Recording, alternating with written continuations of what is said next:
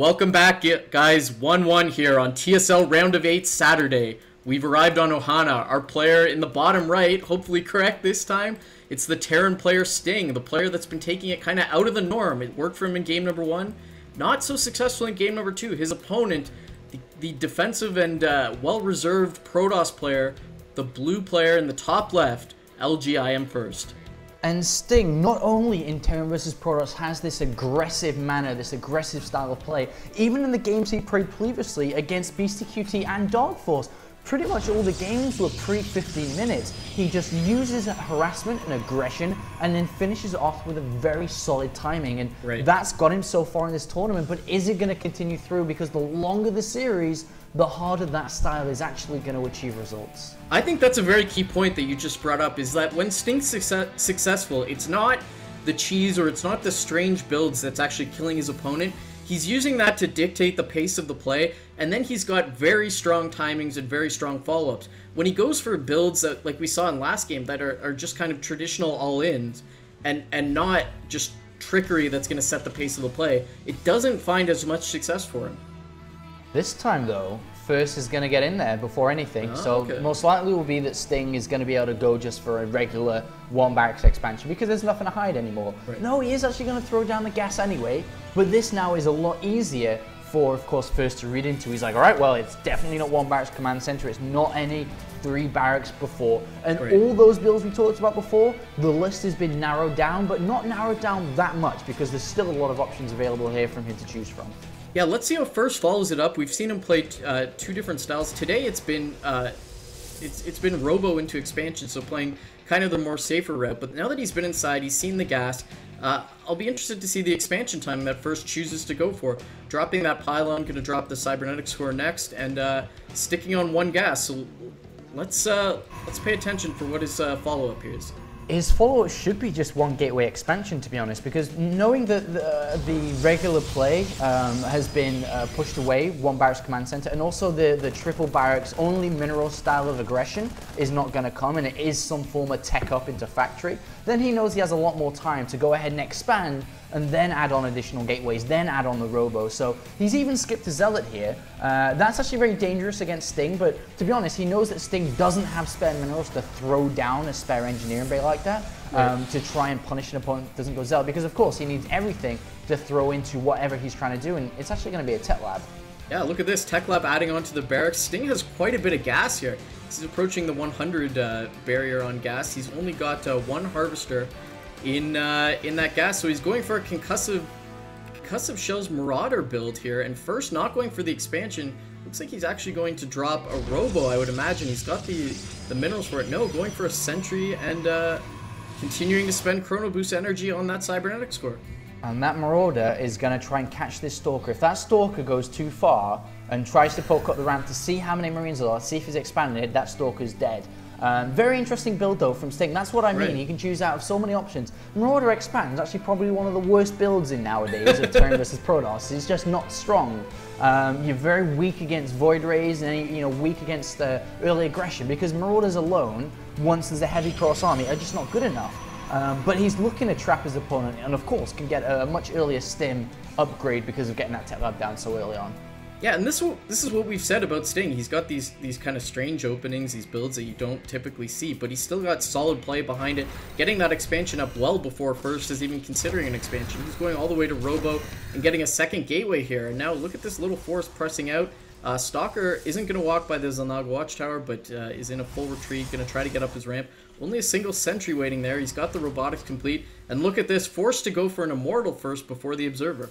Yeah, to be honest, he can actually go for an aggressive play after this, knowing that Stim's going to be on the way, most likely here. And with the probe, we'll want to check if the command center is actually down, because if it is, then I wouldn't be surprised if more gateways came down and he just went for like a 2 Immortal push that actually could be very strong. And he pokes up the ramp, goes in, oh, he gets past the 2 Marines and sees the command center. What is First going to do here? He can either expand or throw down additional gateways because he does have a pylon on the right-hand side. The gateways coming down is actually maybe an option he could go for. He's actually got 2 Immortals in production, and I think he's actually just going to go for this because he knows that if this is a regular Tech Lab expand play, then Stim is at least still a minute away. before it's actually going to be complete, even more potentially. And that could just bust down everything because there shouldn't really be a lot of units behind supporting this. Absolutely. It looks like it's going to be a 2 Immortal push here as he's got it rallied aggressively, continuing to Chrono Boost that Immortal.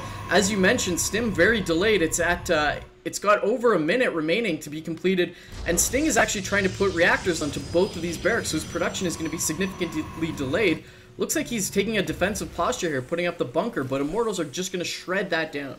Yeah, Stim is going to help out so much. 60 seconds away from right now. +1 attack is not going to come into play here. The reactor on the first barracks is now done, and the Marines are coming down. This is going to be very difficult. And the Marine on the Zelnova Tower sees a Marauder coming down, sees sentries. He needs to throw down a second and third bunker immediately. This is going to be very tough because Immortals just bring down bunkers so fast. An aggressive pylon will be planted down here as well, Chill, and he's looking for the bus, but only 2 bunkers so far. A supply block. Oh, just a little bit of a supply block here at 54. That's massive because that's units he just cannot make right now. Yeah, I'd really like to see Sting put down a 3rd bunker and take a defensive posture, but he hasn't really identified that there's no expansion yet. Looks like First is going to bypass the bunkers, try to take down the destructible rocks. Of course, Immortal's going to be very quick in helping that out. They're already at about 60%, and Sting realizing it, dropping a 3rd bunker, and First just gives it up. Stim is done though here, Chill. Stim is just the key in kind of holding these things, especially with the starport on the way. If this attack doesn't win the game for him, it's basically over. And looks like he's charging up the ramp. First is going for it, tearing down the first bunker, putting down a force field to try to isolate the repairing SCVs. Immortals trying to target down Marauders as they can, taking down the second bunker. And here come the SCV, Marauder, Marine trying to hold this. The 2 Immortals still at largely full HP. 3rd bunker going to be complete, but it's loaded up with SCVs. And looks like First has just gone right through this defense like a hot knife through butter. He has indeed, and +1 attack is going to be done. That may be able to help out. The evacuation has to be called on the natural. The alarms need to start ringing as the natural has been broken. Is the main base going to be broken as well? It looks like it is. The medivacs are on their way. SCVs have to come fight now because this is looking disastrous here for Sting. Absolutely. Sting just doesn't really have anything to deal with these Immortals. They're able to deal so much damage to the Marauders, able to focus down the buildings. Looks like he's going to try to do it here, stimming up, bringing some SCVs to pull and surround the Marines, but the Stalkers and Immortals able to dance back and forth. And to be honest, even if Sting holds here, the follow-up is going to be what kills him. 1 Immortal able to be focused down. Second one looks like it's going to go down, but the Stalkers are still well and good. Zealot's still in the natural, and Sting is all but out of this game. The +1 attack is helping so much on these Marines. If only they had combat shields. With the Immortals gone though, that's a big chunk of this down. So if he continues to micro well and keep medivacs alive, he could push this back. But as you said, the SCV count is disastrous. Only at 10 SCVs and versus 27 probes. So even though this attack didn't necessarily kill his opponent outright, an expansion from First could actually fall down. But the problem is the other orbital command here. Mules will be able to allow Sting to catch back up, which is why this needs to be focused down. If he brings down the second orbital command, this could actually be game over. And actually First has an observer in the main base, so he could have brought that over to try to focus it from the low ground. Looks like he's now doing that, using the observer to spot for the Stalkers from the low ground. Sting smartly bringing over his factory to try to create some sort of choke point when these Stalkers run up the ramp. Zealot being warped in for First, and that is probably going to be used to drive up the ramp, but no, he's focusing this refinery. Let's see the follow-up here from First. I'm surprised he's not being more aggressive. He's really taking his time.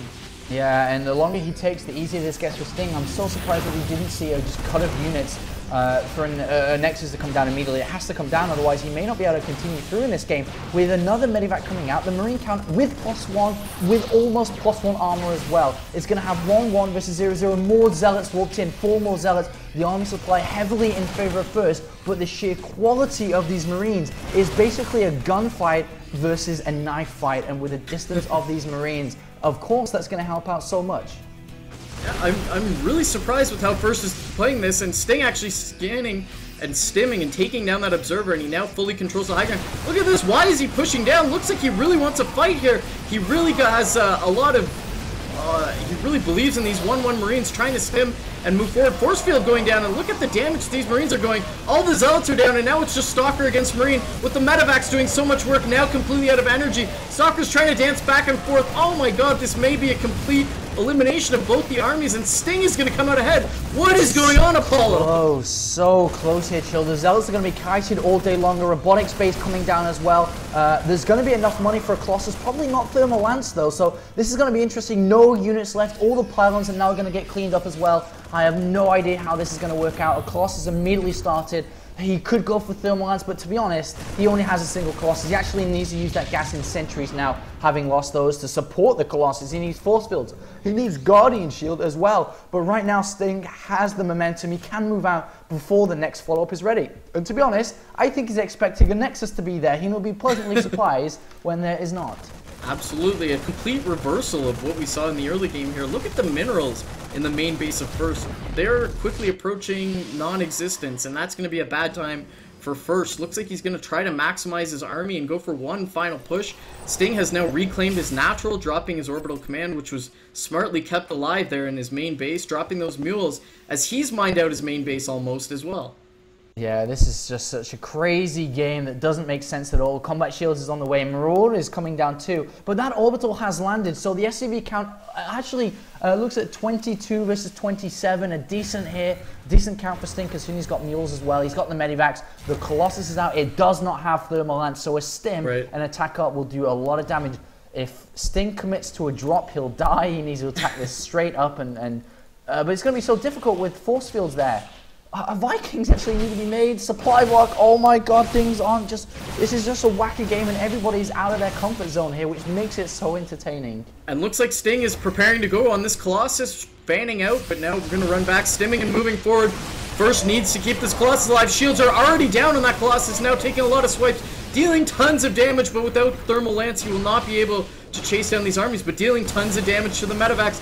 The infantry for Sting forced to turn and fight so he doesn't get kited on the Medivacs and driven all the way back. An aggressive warp in from First as the Stalker's flanking from the bottom left, and we're going all the way back to the start of the game as the attack is continuing up into the natural of Sting.